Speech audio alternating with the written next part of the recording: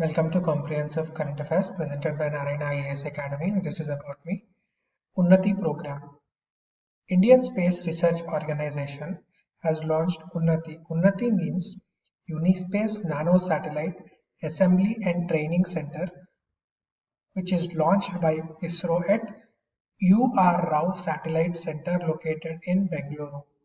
That is, Unnati is a capacity building program which will train many scientists and engineers. This program is launched to commemorate the 50th anniversary of United Nations Conference on Exploration and Peaceful Uses of Outer Space. Now, let us go through the objectives. Firstly, Unnati aims to offer a simplified and increased exposure to satellite fabrication technologies. Okay. Secondly, it aims to provide a theoretical course on satellite technology, and lastly, to also provide for hands-on training to assemble, integrate, and test a low-cost modular nano satellite. This is very important. Only theoretical learning is not very productive. Practical learning is also very important. This is the aim of Unnati program. There are many other Unnati schemes. Don't confuse with it. If question is asked in prelims, go for a contextual. Okay, go for contextual answer. I mean, context means depending on the options. Okay, don't get confused. There is some other, there are one or two other Unnati schemes if I'm not wrong.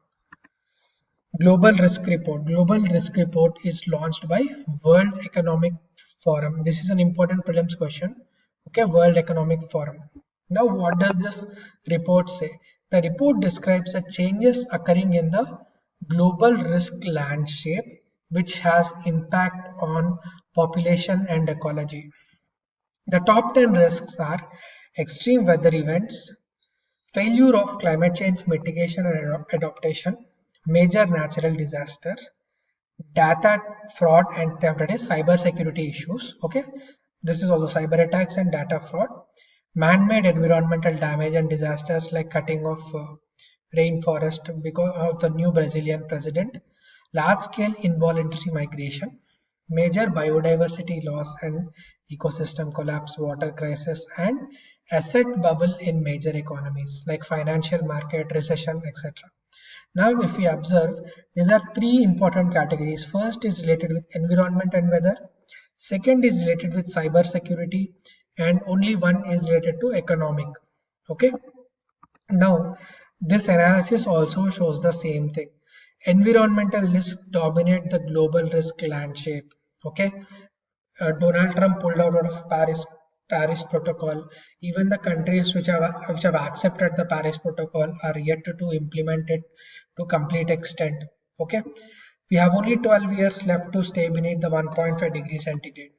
Secondly, the capacity to respond to the risks is decreasing. Okay, this is because of geopolitical friction. Nationalist and authoritarian states are increasing. The latest authoritarian state is Bolsonaro. Bolsonaro is the latest president of Brazil. He's also like Donald Trump in matters of climate change and environment. Okay, now there are many cyber security threats that are increasing. Okay, based on the new artificial intelligence. Okay, there are more and more new threats to privacy, to banking, and other issues are increasing. Okay, this is also a very important question. Another important crisis is the fiscal crisis, unemployment, energy price shocks, national governance failure, interstate conflict, and natural disasters. And lastly, we need capital, we need infrastructure to deal with many of these problems. Now, while we need okay, at present we have only 79 trillion that is planned across the world between now and 2040. We need additional US dollar 18 trillion funding is required to build infrastructure capital. Okay, now you can quote this risk report while stating any answer in either environment, economy, or GS paper 3. Okay, moving on.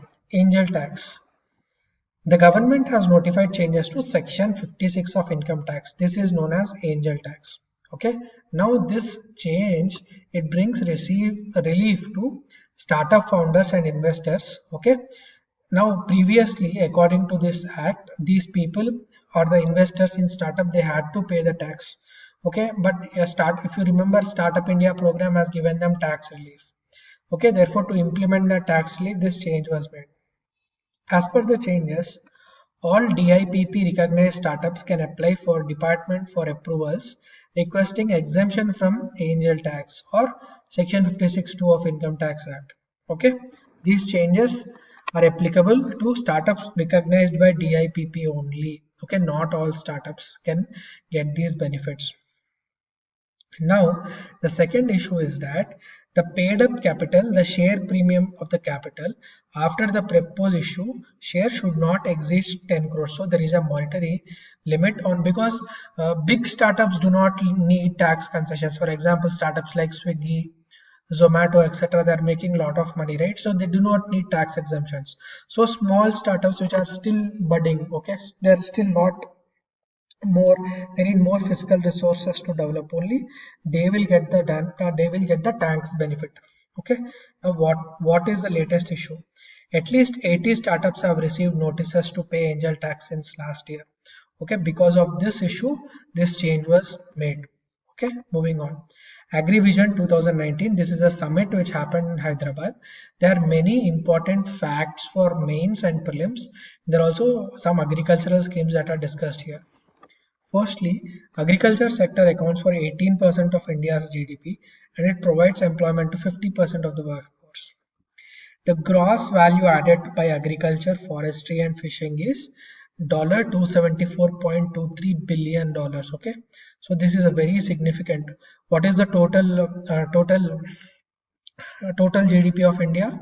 It is around 2 trillion, 2.5 or $2 trillion, right? Out of the $2 trillion, 274.23 billion is provided by agriculture. Okay. During the year 2017 and 18, food production in India was at record 284.83 million tons. Okay. Moving on. Organic farming has become very important. Sikkim became the first state anywhere in the world to become a complete 100% organic state. Now, India has a very important position in organic trade, because it is home to 30% of the total organic producers in the world. Okay, but the total production, land under production for organic, is only 2.5% across the world. Therefore, we have Pradhan Mantri Parampragat Yojana for organic farmers. This Parampragat Yojana tries to build a cluster of organic farmers and give them capital investment and market accessibility. Secondly, and most importantly, horticulture. Horticulture became as important as agriculture in India. Okay, horticulture production is 306.82 million tons. It is very important fact. Remember, agriculture food grain is only 284.83 million. Horticulture is 306.82 million. There is a lot more horticulture products that are generated than food products. Another important fact is India is the second largest food producer in the world. Then coming to dairy industry, out of this 274.23, 26% is only coming from dairy industry. So livestock is very important. India is the second largest milk producer, and it is also emerging as a major exporter now. Okay, these are important facts. Small Farmers Agribusiness Consortium. This is an organization which is set up by Government of India. First important point. The objective of this organization is to provide private investment through venture capital assistance for schemes associated with agribusiness. Okay, this is very important for food processing, for farmer production organizations, etc. The management of this organization is headed by Minister for Agriculture and Farmers Welfare, and the Secretary of Department of Agriculture is also a member. Okay, he is also the ex officio Vice President. The main functions of SFAC are promotion of development of small agribusiness through VCS scheme, Venture Capital Assistance Scheme, helping formation and growth of farmer producer organizations, farmer producer companies, improving availability of working capital, and development of business activities. Okay, and most important prelims point is that SFAC, this organization is the implementation agency of National E-Agricultural Market. Okay, this platform is implemented by SFAC. Lastly, There is a rupee pact between India and Iran. That is, when we import the oil from Iran to India, generally for any other company, for any other country, or for any other product, we need to pay in the US dollars. We don't pay in the rupee. However, based on this rupee pact, we have to pay.